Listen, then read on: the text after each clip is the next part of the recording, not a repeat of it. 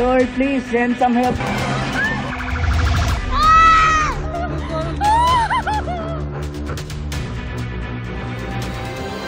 Magandang gabi po, Luzon, Visayas at Mindanao.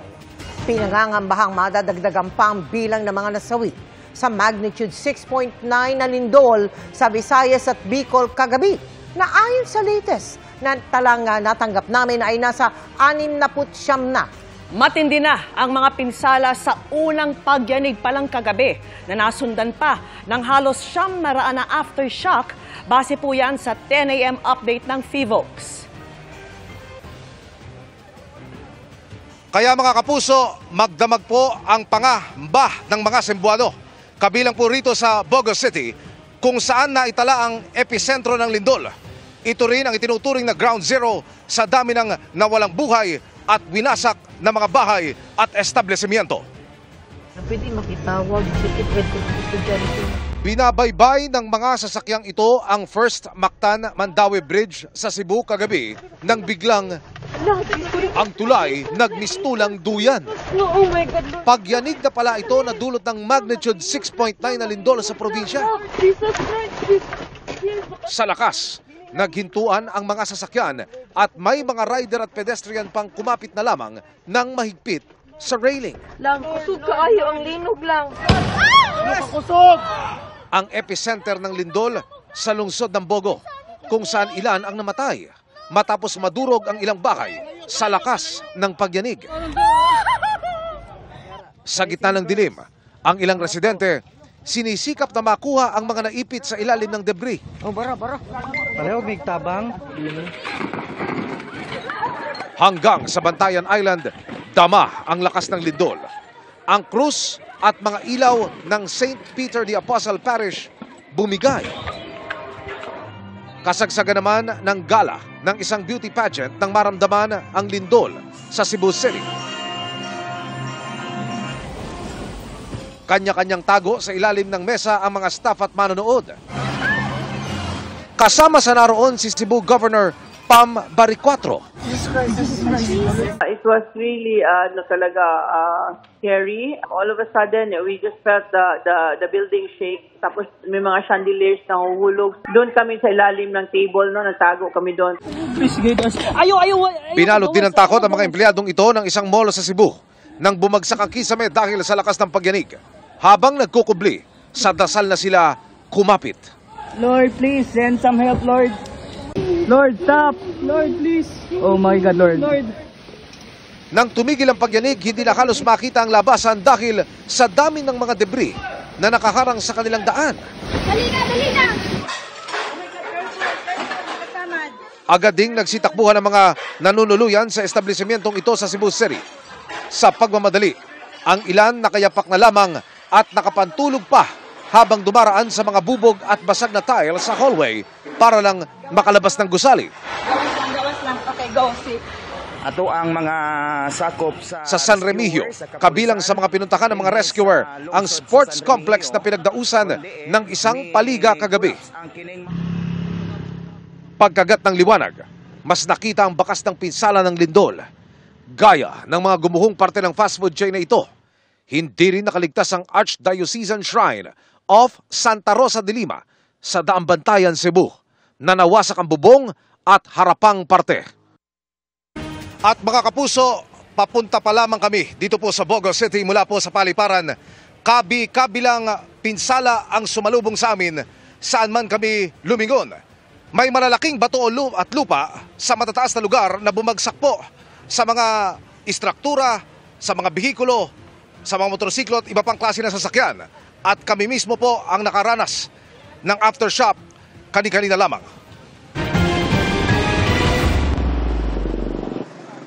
Sa isang iglap, sunod-sunod na pinsala ang natamo ng probinsya ng Cebu dahil sa pagyanig ng 6.9 magnitude na lindol kagabi. Sa Barangay Liki, sa bayan ng Sogod sa Cebu, sinalubong kami ng bundok na tila natapyas dahil sa pagyanig. Mga kapuso, isang oras po ang layo bago namin marating ang Bogo City. Kami ho ay narito ngayon sa bayan ng Sogod. Ganito ho ang dinatnan ng GMA Integrated News Team.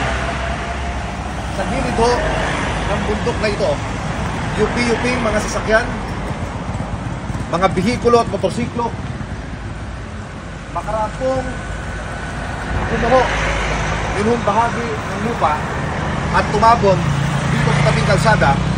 Tumambad ang nayubing mga sasakyan at nagbuwalang mga motorsiklo. Mga kapuso, ganito ho kalalaki yung boulder na nanggaling ho doon sa ibabaw na mistulang pinapyas at bumagsak nga ho yung bahagi ng mga bato dito sa tabing kalsada. Yung home waiting shed, makikita ko sa inyo. Nasa likod ho ng bato na ito. At masakyan, buti walang tao. Ang pinaka-apektado ang lungsod ng Bogo sa Cebu na siyang episentro o sentro ng lindol. Sa Purok Talisay B, Barangay Binabag, mga residenteng nasa gilid ng kalsada ang bumungad sa amin. Kami ho ay nakarating na dito ho sa Bogo City. Kasama ho natin yung isa sa mga residente. At ang binabanggit ka sa atin, ma'am, sadali lang. Sige ho, nasaan ho tayo pupunta ngayon? Yung bahay niyo? Sa bahay namin kasi sirang-sirang. Isa ang bahay ni Arnie Casala sa mga napuruhan. Ang tahanan ni ma'am, pagkatapos hong yanigin ng lindol kagabi. Kung ako ho ang tatanungin, pistulang binagsakan mo ng bomba. Lalapit po ako para makita ninyo. Ayan ho. Ito ho ang palikuran, ma'am? O ito ang kusina? Yan na ho ang natira sa kusina ni ma'am. Yun palikuran namin sa'yo. Ito ho ang palikuran.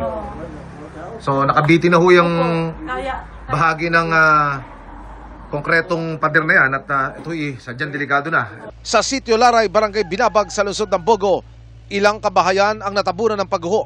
May eksklusibo tayong kuha ng retrieval operation sa mga biktima mula sa DPWH Region 7 Equipment Management Division. Pahirapan ang pagpasok sa lugar na ginamitan ng backhoe para maalis ang malalaking tipak ng bato na dumagan sa mga bahay. Yung bahay na una namin kanina ng patay, bali at na bato talaga, malaking bato. Kung makikita nyo, kung papasok kayo yung tulog, malaking bato talagang pagka... Engineer, isang pamilya lang ho ito? Isang pamilya, sir. Ilan po yung nakita niyong inabutan ninyong wala ng buhay? Inabutan namin 3 patay. Tapos may ina, 2 anak na lalaki. Yung ama, naunang na-retrieve, patay rin. Kung yung makikita ko, yung tapyas doon sa bundok na yon, mga kapuso, bumagsak ko yung bahagi ng bundok na yan. Ang masaklap, merong residential area sa paanan. Ang sinasabing biktima ko at nadaganan, 6 katao. Sa gitna ng aming coverage, niyanig kami ng aftershock ng lindol. Ang kaanak ng mga biktima na si Richard, sugatan din. Biglang lindol, ang malaking bato may tama sa ilang balay.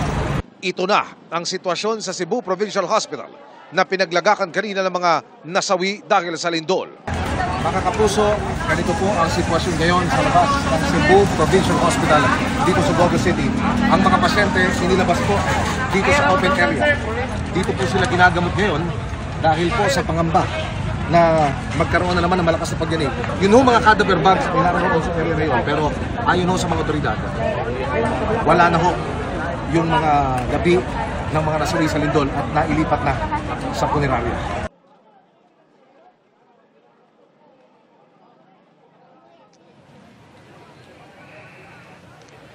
Mel, Vicky, ipakikita ko ang sitwasyon ngayon dito pa rin sa Cebu Provincial Hospital. Nasa kaliwa ko ang open ground na nagsisilbing paradahan ng mga sasakyan. Pero ngayon, dito naroroon ang mga pasyente ng ospital. Kung inyong makikita, yung mga dalubhasa, yung mga doktor, pati yung mga nurses, nariyan ngayon at inaasikaso yung mga kapuso nating may mga karamdaman. At ito ay magpapatuloy pa rin hanggang sa lumaon dahil ang binabanggit sa atin ng mga otoridad, maya't maya kasi ang aftershock. So nakikita nilang mas ligtas muna manatili ang mga pasyente at yung mga kababayan nating may karamdaman dyan sa area na yan. Dito rin sa area na ito, hinimlay yung mga biktima ng lindol na nakabalot sa body bag na nakita una sa mga social media pages. At ang binabanggit naman sa atin ng Philippine National Police Regional Field Unit 7, ang lahat ng mga labi ng mga nasawi ay naialis na at nasa punerarya na. So yan muna ang latest mula dito pa rin sa harapan ng Cebu Provincial Hospital sa siyudad ng Bogo. Mel, Vicky.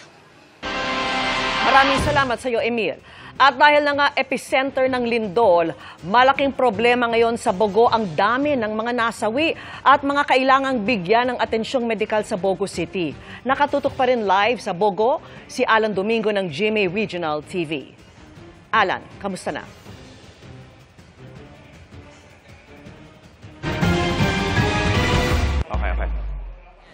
Okay. Vicky, kalunos-lunos ang sitwasyon ng mga nasugatan sa lindol dahil puno na ang Bogo Provincial Hospital. At kani-kanina lamang nasa tabi lang nila ang mga cadaver bags ng mga nasawi sa lindol sa harapan ng ospital. Sa lakas ng lindol kagabi, nadaganan ang mga pader ang hilera ng 10 bahay na ito sa Barangay Pulambato ng Bogo City. Pero lalong masakit ang pagpanaw dahil dyan ang 7 taga rito. Sa pamilya Katarman halimbawa, 4 na miyembro ang namatay kasama ang buntis na madugang nilito. Mangayo lang ko og inabang bahin sa financial sa akong anak o sa akong apo nga mahipos na ko. Maging sa Bogo Provincial Hospital, sunod-sunod ang dating ng mga bangkay mula sa iba't ibang lugar sa lungsod at ibang bayan sa Northern Cebu. Nagpapang-abot na ang mga sasakyan ng mga punerarya at mga ambulansya. Kaya sa ilang punto, pati si Governor Pamela Baricuatro ay nagtatraffic ng mga sasakyan sa ospital. Lalo't may mga sugatan din na itinatakbo rito o ililipat naman sa iba pang ospital sa Cebu.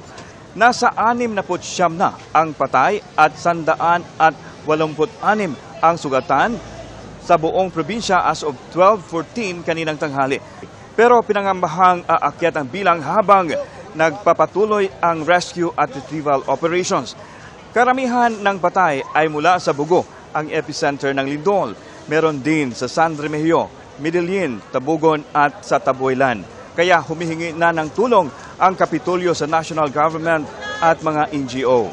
We need to transport patients here sa Bogo kay puno na kaayo diri sa Bogo. Unya kinahanglan nagyun sila kanang uban surgery, orthopedic, specialized na kayo ang needs ani nila. Ayon sa DSWD, 27,000 pamilya ang apektado sa buong Northern Cebu. Pangako sa Social Welfare Secretary Rix Gatchalian. First, the relief, like I mentioned kanina, family food packs, ready-to-eat meals, kitchen, mobile water supply, kasi relief yung immediate. Now, for rebuilding, we will always resort to emergency cash transfers. Pinamamadali naman ni Public Works Secretary Vince Dizon ang pag-aayos sa pinsala sa ospital ng Bogo, pati sa mga kalsada at tulay. Nasa 2 bilyong piso na ang danyos sa infrastruktura.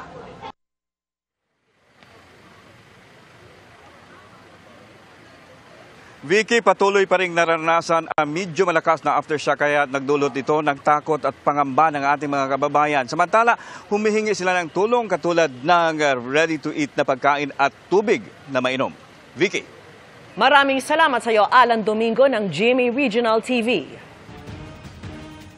Mga kapuso, patay nang mabagsakan ng bahagi ng sports complex sa San Remigio, Cebu. Ang ilang kasali po sa liga sa isang ospital naman sa Cebu City, nagkumahog na ilikas ang lahat ng pasyente matapos po ang pagyanig. Nakatutok live si Fe Marie Dumabok ng GMA Regional TV. Fe!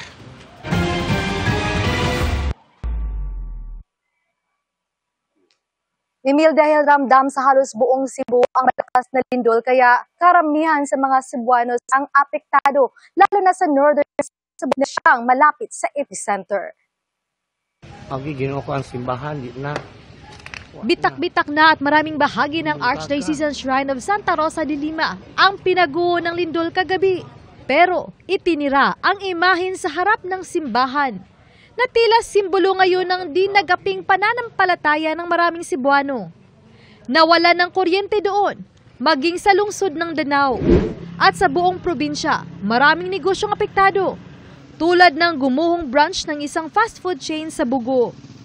Pero sa ngayon, pagliligtas sa mga posibleng buhay pa ang prioridad. Sa sports complex ng San Remigio, halimbawa, kung saan may paliga ng yumanig ang lindol, hindi sumusuko ang mga rescuer. Kahit pa may mga patay na ng matagpuan. Sa iba't ibang lugar kung saan kailangan, nagpadala agad ang kapitulyo ng mga tauhan, heavy equipment at rescue equipment.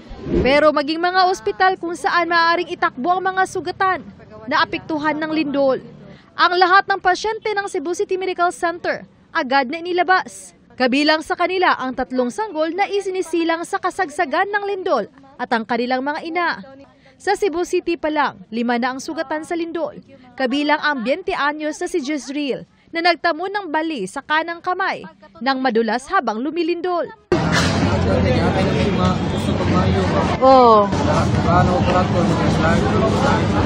Sumabay pa sa problema ng ospital ang pag-ulan kagabi. Kanina, walang ulan, di ba? Opo. So, ang decision natin with the doctors na ilabas natin because we expect na mayroong aftershocks. Well, mayroon tayong mga tent pero hindi kasya. So, what we did, we decided with the doctors na dyan lang tayo sa first floor. 2:00 na kaninang madaling araw na ibalik sa ospital ang mga pasyente matapos matiyak na wala ng aftershocks.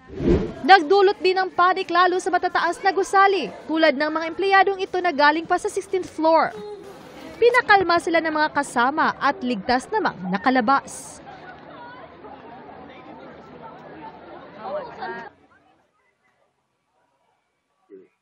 Business as usual, Emil, sa lahat ng mga offices sa lokal na pamahalaan sa lalawigan ng Cebu. Pero bago pinapasok ang mga kawani at kliyente sa mga munisipyo at City Hall, damage assessment at inspeksyon sa structural integrity ang ginawa muna ng mga otoridad.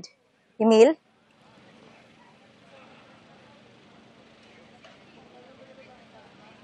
Maraming salamat at ingat, Femari Dumabok ng GMA Regional TV. Mahigit 1,000 aftershock ang inaasahan ng PHIVOLCS kasunod ng magnitude 6.9 na lindol kagabi na pinakamalakas sa kasaysayan ng Northern Cebu. Posible ring gumalaw ang iba pang fault system na malapit po sa episentro ng lindol. Nakatutok si June Veneracion. Pinakamalakas sa kasaysayan ng Northern Cebu ang tumama na magnitude 6.9 na lindol kagabi. Sabi ng Philippine Institute of Volcanology and Seismology o PHIVOLCS. Mahigit 800 aftershocks na ang naitala ng ahensya kaninang umaga na pwede pa raw tumagal ng ilang araw, linggo o buwan. In-expect po natin yan. More than 1,000 aftershocks. Pero again, hopefully po lahat po ito'y mahihina lamang. Intensity 7 ang pinakamalakas na pagyanig o paggalaw ng lupa na nilikha ng lindol resulta ng paggalaw ng isang offshore fault sa lalim na 5 kilometro. Naramdaman ang intensity 7 sa epicenter ng lindol sa Bogo City, Daan Bantayan, Medellin, San Remigio at Tabuelan sa probinsya ng Cebu. Paliwanag ng PHIVOLCS, side to side o horizontal ang naging paggalaw ng fault kaya hindi lumikha ng tsunami, hindi tulad kung ang galaw ay pataas o pababa. Malawak po no yung may reports po sa aming pagyanig. Umabot nga po sa Zamboanga sa south, intensity hanggang dun po sa bandang Quezon. Ayun po. So malawak po dahil po, again, may kalakasan po ang lindol at ito po ay may kababawan din. Sa pamamagitan nitong earthquake simulator ng PHIVOLCS, titingnan natin kung gaano nga ba kalakas ang intensity 7. Kasama ko si Glenn Huego ng DZWB. Tingnan natin. Mawawala ka sa balanse. Mawawala ka sa balanse rin pala. Imagine mo to kung niyuyug ng ganito yung mga bahay, di ba? Paano pa kaya? Pero syempre, iba pa rin talaga ang pakiramdam ng aktwal kung ikukumpara sa simulator lang. Sa report ng Office of Civil Defense, nabagsakan ng debris ang karamihan sa mga nasawi na base sa kanilang tala kaninang umaga ay umabot na sa 6 na po. Pinangangambahang marami pa ang natabunan na kailangang i-rescue. Critical daw ang unang 24 oras mula nang tumama ang kalamidad, kaya kailangan mabilis ang search and rescue operations. Maraming casualties sa Bogo kasi highly urbanized siya, no? Maraming infrastructure doon. Malaking factor din na gabi siya nangyari. Sabi ng PHIVOLCS, posibleng gumalaw ang iba pang fault system na malapit sa epicenter ng magnitude 6.9 na lindol. Pero masyado raw itong malayo para makaapekto sa Metro Manila, kung saan matagal ang pinangangambahang tumama ang The Big One o ang magnitude 7.2 na lindol. Para sa GMA Integrated News, June Veneracion, Nakatutok, 24 Oras. Mga kapuso, nakatutok pa rin tayo sa epekto ng lindol dito po sa Cebu na naramdaman din hanggang sa lalawigan ng Iloilo. Nakitaan po ng mga bitak ang mismong Kapitolyo at apektado rin ang pasok sa mga paaralan. Nakatutok si Zen Kilantang Sasa ng GMA Regional TV. Nakitaan ng mga bitak ang dingding at palikuran ng Iloilo Provincial Capital nang suriin ng mga otoridad kaninang umaga. Kasunod yan ng pagyanig na dala ng magnitude 6.9 na lindol sa Cebu kagabi na naramdaman din ang lakas hanggang sa Iloilo. Ayon sa Iloilo PD-RRMO, bukod sa mga bagong bitak, may ilan ding matagal ng bitak at lumaki lang dahil sa lindol. Those who have 4 to 5 stories building, i-ensure gidanay ang structural integrity. Ang mga municipal building officials, ang mga municipal engineers, individually, private and public buildings should be inspected. Maliban dyan, wala naman daw nakitang structural defect sa gusali kaya tuloy ang trabaho roon ngayong araw. Nausog naman sa alas 10 kaninang umaga, nagsimula ang normal operation sa Iloilo City Hall dahil nagsagawa rin ng assessment ang mga otoridad para tiyaking ligtas sa panganib ang naturang building at ang katabi nitong legislative building. Siyempre para safety man kami, ari ding obo, so dapat safe kami kay ari sila. Nagsagawa rin ng rapid visual assessment ang DPWH-6 sa iba pang gusali, simbahan, tulay at istruktura sa Western Visayas. Kabilang ang kontrobersyal na Ungka at Aganan flyover. We will be making the urgent recommendation if need, no? Makita kita the structural defects nga serious that will warrant nga i-discontinue ang use anay isang building na o structure, no? We'll do it. Dahil pa rin sa lindol, sinuspende muna ang face-to-face classes sa 46 na mga LGU sa buong Region 6. 1,120 na mga paaralan yan kung saan mahigit 400,000 na learners ang nagpatupad muna ng alternative delivery mode. Based on the information coming from our DRRM focal person here sa may regional office, ongoing ang assessment as we speak sa aton sining mga facilities, sa aton sining mga eskwelahan kaga mga opisina. Mula sa GMA Regional TV at GMA Integrated News, Zen Kilantang Sasa, Nakatutok, 24 Oras. At dahil nga po sa magnitude 6.9 na lindol sa Cebu, nasa yellow alert status ang Visayas Grid hanggang mamayang alas 9 ng gabi. Alauna po ng hapon kanina nang itaas ng National Grid Corporation of the Philippines o NGCP ang yellow alert. Ibig sabihin, hindi sapat ang reserbang kuryente na maaaring makaapekto sa dinidistribute na supply kung tumaas po ang demand. 11 planta kasi ang nagkaroon ng first outage dahil sa lindol. Dagdag yan sa 16 na hindi na gumagana pa man na pagyanig. 3 planta naman ang tumatakbo na bawas na kapasidad. Doble dagok ang sinapit ng Masbate. Hindi pa man sila nakakabangon sa hagupit ng Bagyong Opong ay naramdaman naman doon ang lindol kahit nasa Cebu ang episentro. Bumisita roon ang Pangulo at sinigurong handa ang gobyernong tumugon sa mga nilindol sa buong bansa. Nakatutok si JP Soriano. Ang mga biktima ng Bagyong Opong ang sadya ni Pangulong Bongbong Marcos sa pagbisita niya sa Masbate. Pero dahil sa lindol na yumanig sa probinsya ng Cebu kagabi, mabilis niyang ipinag-utos ang pagpapapunta sa Cebu kina DPWH Secretary Vince Dizon at DSWD Secretary Rex Gatchalian. Yan ay upang matiyak na matutugunan ang mga kailangang gawin matapos ang malakas na lindol. The earthquake was very strong. Pagka yung mga ganyang klaseng numbers, that's a very, very big number already. So we're assessing the damage, we're assessing the needs na pangangailangan. Sa inisyal na impormasyong natanggap ng DPWH kaugnay sa lindol sa Cebu, meron na raw ilang kalsada ang nakitaan ng lamat at ina-assess na ang lawak ng pinsala.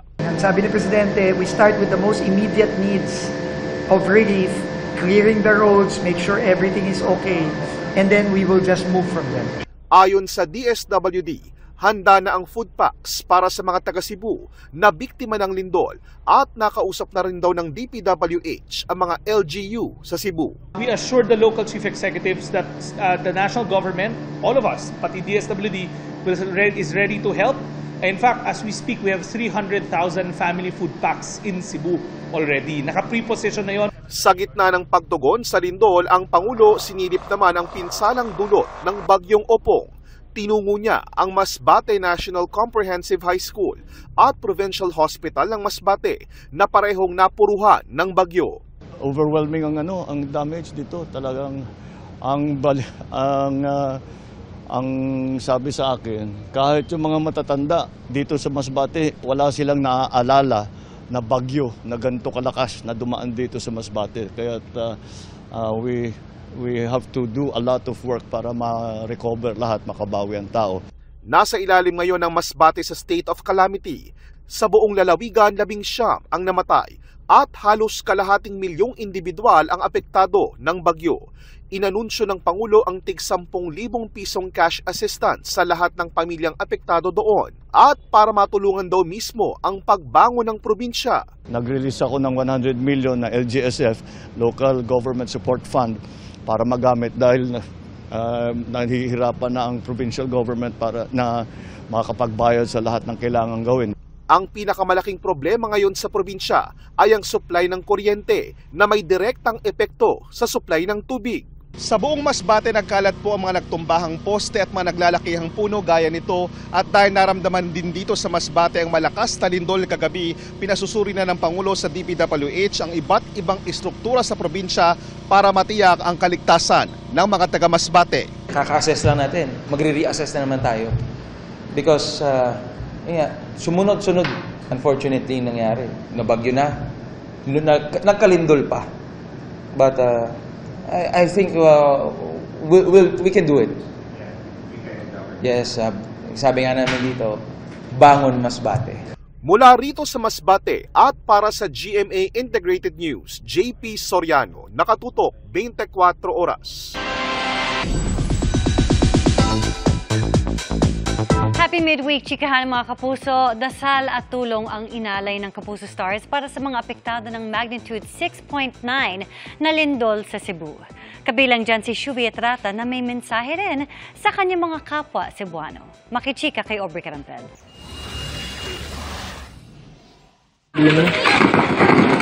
Sa lakas ng magnitude 6.9 na lindol na yumanig kagabi sa Cebu, nahulog at nabasag ang mga ilaw sa St. Peter the Apostle Parish sa isla ng Bantayan kagabi.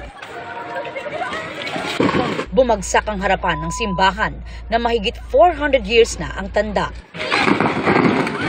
Isa lang ang simbahan sa mga nasira sa probinsya na kinalakihan ni Shuvi Etrata, kaya panalangin niya para sa mga kababayan niya. Sa mga taga-Bugo diha, sa mga taga-Sanrem, padayon lang mo sa pag-ampo.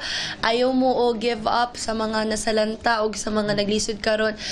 Akong pag-ampo na ninyo, unta mag-remain strong ra mo, ayaw mo give up. Naami, magpadala mi og tabang para sa inyo ha, dilita. Together dilita mo suko, dita ayaw mo kabalakan na arami diri para ninyo o kung saan mo matabang kaya na mo buhaton para ninyo. Kaya ni nato tanan. Ayon kay Shuvi, malapit lang ang Bugo, ang epicenter ng lindol sa Bantayan Island kung saan siya lumaki. Safe naman daw ang kanyang mga kamag-anak doon, pero nalulungkot siya para sa mga nasawi at biktima ng lindol, kaya nananawagan siya ng dasal at tulong para sa mga kababayang Cebuano. Sobrang grabe yung nangyayari ngayon sa Cebu. So right now, I hope maraming tulong na dumating. Kailangan ng manpower, medical assistance, na pwedeng pumunta sa Bugo mismo. Like a true scout at first female ambassador ng Boy Scouts of the Philippines, nagpaalala si Shuvi na dapat ay maging laging handa at kung maaari ay mag-volunteer. Nagpadala na ako ng tulong sa LGU doon, volunteers natin doon. Kung kaya ko nga lumipad na ngayon para tumulong, magagawa ko. Pero baka hanapan ko ng schedule na pumunta talaga doon at magbigay ng tulong sa mga taga Cebu. Ang kapwa Cebuana at Encantadia Chronicle Sangre co-star na si Manilyn Reynes nagpost naman ng panalangin at nanawagan din ng tulong. Dasal din ang panawagan ng gumaganap bilang si selebe sa Encantadia na si Gazini Ganados. Ang fellow Cebuana at Sparkle Beauty Queen na si Bea Gomez nanawagan din ng tulong for Cebu at nagbabala sa aftershocks. Si Cruz versus Cruz star Vina Morales, ipinagdarasal din ang mga taga Cebu at ang mga taga Bugo na kanyang hometown. Ipinost din ni Vina ang mga accounts ng GMA Kapuso Foundation kung saan maaaring magpaabot ng tulong. Nagsama-sama rin ang mga bumubuo ng TikTok Lock sa pagdarasal para sa mga naapektuhan ng lindol. Kami po ay nakikidalamhati at patuloy na nagdarasal para po sa mga kababayan nating nasalanta ng lindol sa Cebu at iba pang probinsya sa Visayas. Aubrey Carampel, Nakatutok, 24 Oras.